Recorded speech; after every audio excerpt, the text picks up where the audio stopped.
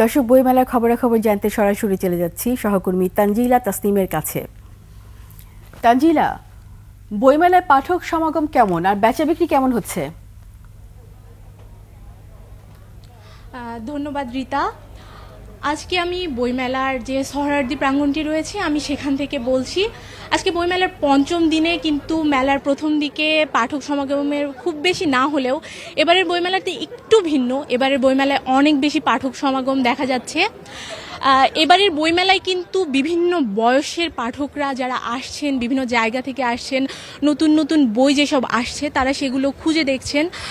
পাঠকের জন্য ভিন্ন যে বই রয়েছে, ভিন্ন জনরার যে বই, তারা সেগুলো পড়ছেন এবং কেনারও কিন্তু চেষ্টা করছেন। এছাড়া কেনা বেচার যে ব্যাপারটি দেখা যাচ্ছে সেখানে কিন্তু বলছে যে সব স্টলে এখনও সব বই এসে পৌঁছায়নি এবং বাংলা একাডেমির দেওয়া তথ্য অনুযায়ী গত 4 দিনে এখন পর্যন্ত 92টি বই প্রকাশিত হয়েছে এবং এখনও কিছু স্টল বানানো শেষ হয়নি, স্টলগুলোর কাজ চলছে। আজ কিন্তু আবার অনেকগুলো বইয়ের মোড়ক উন্মোচন হয়েছে, অনেকগুলো বইয়ের আবার অনেকগুলো স্টলেরও উদ্বোধন হয়েছে।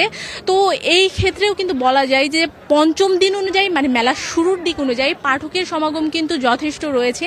এছাড়া আমি কিন্তু দেখতে পাচ্ছি শুধুমাত্র এই দেশের পাঠক যারা, তারা নয়, বিভিন্ন দেশের মানুষরাও এখানে আসছেন, এই আমাদের সংস্কৃতি দেখার চেষ্টা করছেন।